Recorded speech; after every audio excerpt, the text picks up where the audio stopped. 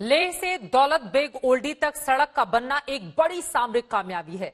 ये न सिर्फ चीन जैसे चालाक पड़ोसी को काबू में रखेगा, बल्कि हमारे सैनिक भी तेजी से सरहद वाले इलाकों में मूवमेंट कर सकेंगे। मनमोहन सिंह सरकार के वक्त इस रोड का काम शुरू हुआ था और अब मोदी सरकार के दूसरे कार्यकाल में ये सड़क लगभग बनकर तैयार है। गौरव सावंत की इस रिपोर्ट के अगले हिस्से को देखकर आप ये जान जाएंगे कि कैसे झारखंड के सैकड़ों मजदूरों ने असंभव को भी संभव कर दिखाया है। अब कैसे एक हफ्ते में तय होने वाली दूरी कुछ ही घंटे में पूरी की जा सकती है। याद रखिए, खड़े हुए पहाड़ों को काटना आसान नहीं होता। जो लोग बॉर्डर पर ये काम कर रहे हैं वो बड़े राष्ट्रभक्त हैं।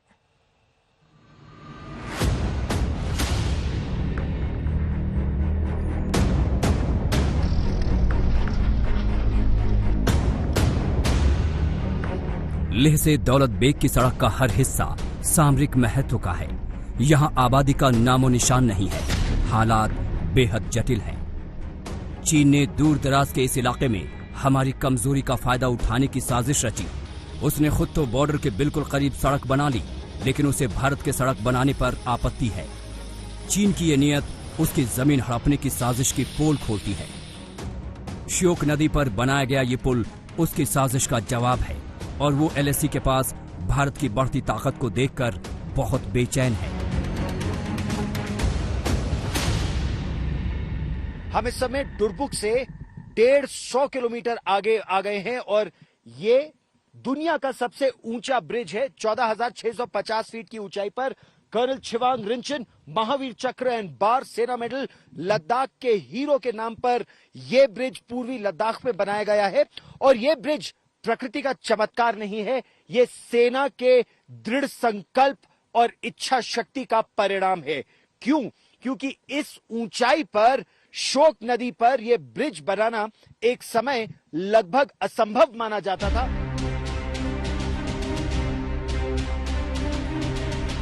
श्योक नदी पर बना ये पुल हर मौसम में इस्तेमाल किया जा सकता है।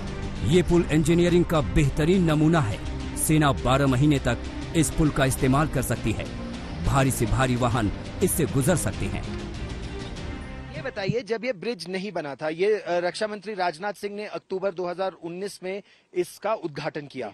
उससे पहले हमारे सिपाही और हमारी गाड़ियां कैसे जाती थी? क्या नदी पार करती थी? उससे पहले नदी क्रॉस करनी पड़ती थी। जब नदी का फ्लो बढ़ता था तब थोड़ी दिक्कतें आती थी। वहां पे बीच में एक ब्रिज है, लेकिन नदी का पानी इतना हो जाता था कि इसको एरियल केबल वे के यूज करते हुए क्रॉस किया जाता था।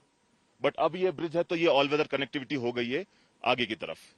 14,650 फीट की ऊंचाई पर यह लोहे का ब्रिज भारत के लौह संकल्प का प्रतीक है कि इंफ्रास्ट्रक्चर डेवलपमेंट बॉर्डर एरियाज में भारत के हित में है और राष्ट्र हित सर्वोपरि रखते हुए बॉर्डर इंफ्रास्ट्रक्चर का काम निरंतर चलता रहेगा।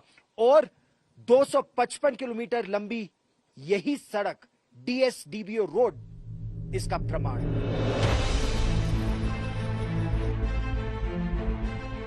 बेजान ऊंची ऊंची पहाड़ियां, हरियाली का नामो निशान नहीं। हर तरफ बंजर पहाड़ और इसके बीच से चीन को बेचैन करने वाली सड़क। ये सड़क बनाना भारत के लिए युद्ध लड़ने से कम नहीं है। इस सड़क का काम तेजी से चल रहा है। कुछ किलोमीटर आगे बढ़ने पर हमें सड़क बनाते हुए मजदूर मिले। ये मजदूर बड़े राष्ट्रभक्त हैं जो इतनी ऊंचाई पर काम कर रहे हैं। ये मजदूर झारखंड के दुमका से यहाँ काम करने आए हैं। अंदाजा लगाइए, जहाँ सांस लेना मुश्किल है वहाँ ये किस हालात में देश के लिए ताकत लगा रहे हैं।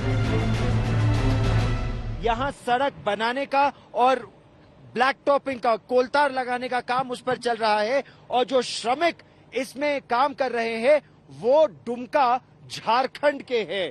क्या नाम है आपका और आप कहां से आए हैं? अनाथ दत्ता, झारखंड से आए हैं सर। झारखंड से दुमका डिस्ट्रिक्ट। दुमका से आए हैं जी सर। आप? हम झारखंड से आए हैं। मेरा नाम है हवल धीवर।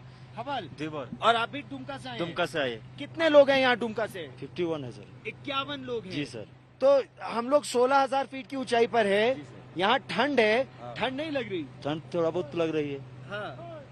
तो कैसे काम करते हैं यहाँ पर? ये कपड़ा लगा के पहनते, थोड़ा जैकेट उकेट लगा के। कब से आ रहे हैं? हम लोग हो गया 10-12 साल से। 10-12 साल से आ रहे जी हैं? सर। जी सर। झारखंड से? जी दुमका सर। से? जी सर। हर साल? हर साल। कितने दिन के लिए? ये 4-5 महीना के लिए। यहाँ सड़क के लिए पहाड़ काटना ही मुसीबत का अंत नहीं है। रास्ता बनाने के लिए एक खास तकनीक का इस्तेमाल किया जा रहा है। सामान्य सड़क शून्य से नीचे तापमान होने पर कई बार फट जाती है, जिसकी वजह से पहले रास्ते पर खास तौर पर सीमेंट और पत्थर का इस्तेमाल किया जाता है। इसके बाद सड़क पक्की की जाती है। इस समय हम लोग डीएसडीबीओ रोड पर लगभग 18,200 फीट की ऊंचाई पर हैं और ये इस रोड की सबसे हाईएस्ट पॉइंट है। इस रोड का सबसे हाईएस्ट पॉइंट है।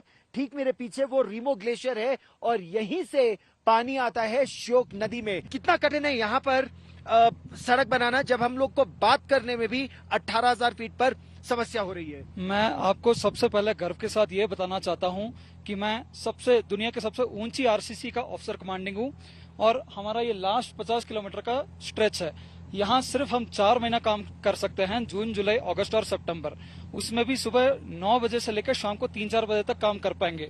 इस समय भी आप ये देख सकते हो कि बहुत ज्यादा हवा चल रही है, टेम्परेचर बहुत ज्यादा नीचे जा रहे हैं। ये विटामिन सेट होने के लिए हमें 140 डिग्री के आसपास टेम्परेचर चाहिए और 120 से नीचे अगर चला जाता है तो ये ब्लैक टॉपिंग सेट नहीं हो पाता है। तो यहाँ काम करना मुश्किल तो है बट नामुमकिन नहीं है, तो हम उसको करके दिखाएंगे। हमारा सफर दुर्बुक से शुरू हुआ था और अब हम दौलत बेग ओल्डी से 10 किलोमीटर पीछे हैं। यानी 245 किलोमीटर का सफर तय करके हम भारत की सबसे ऊंचाई वाले मोर्चे पर पहुंचने वाले हैं, जहां अब से पहले तक आसानी से पहुंचने के लिए हवाई सेवा का ही इस्तेमाल हो रहा था। ये हवाई अड्डा दौलत बेग ओल्डी की लाइफलाइन से कम नहीं है। सेना अपने इस मोर्चे के लिए इस हवाई अड्डे पर बहुत हद तक निर्भर थी, लेकिन अब हालात बदल रहे हैं। 16,696 फीट की ऊंचाई पर ये Daulat Beg Oldi advance landing ground है। ये विश्व का सबसे ऊंचा एएलजी या एडवांस लैंडिंग ग्राउंड है। यहां पर वायुसेना ने 1962 में अपने विमान उतारे थे। 1962 के अलावा 2008 में AN-32 एक विमान उतारा था और फिर 2013 में C-130J हर्क्यूलिस विमान यहां पर उतारा गया था। अभी भी यहां पर एक हेलीपैड है। वो हेलीपैड यहां पर रसद सामग्री, जरूरत का सामान लेकर आता है और ठीक उसके पीछे एडवांस लैंडिंग ग्राउंड है। लेकिन अब जमीन के रास्ते हर मौसम में दौलत बेग ओल्डी में पहुंचा जा सकता है। नदियों को पुल से पार दिया गया है, पहाड़ काट डाले गए हैं। दुर्बुक से निकलकर श्योक नदी के तट पर चलते चलते अब 255 किलोमीटर का सफर तय कर हम दौलत बेग ओल्डी पहुंच चुके हैं और इस प्रोजेक्ट में सड़क निर्माण का यह कार्य यही समाप्त होता है। लेकिन सीमा सड़क संगठन, सेना और सरकार का कहना साफ है कि सीमावर्ती इलाकों में इंफ्रास्ट्रक्चर डेवलपमेंट का काम चलता रहेगा ताकि देश का विकास और सुरक्षा दोनों निरंतर साथ साथ चलते रहे। कैमरामैन कृपाल सिंह के साथ गौरव सावंत, टीबीओ आज तक। नमस्कार, मैं हूं अंजना ओम कश्यप। हमें उम्मीद है ये वीडियो आपको पसंद आया होगा। लेटेस्ट खबरों के लिए यूं ही देखते रहिए आज तक और इस वीडियो के पसंद आने पर लाइक, शेयर एंड सब्सक्राइब करना ना भूलें।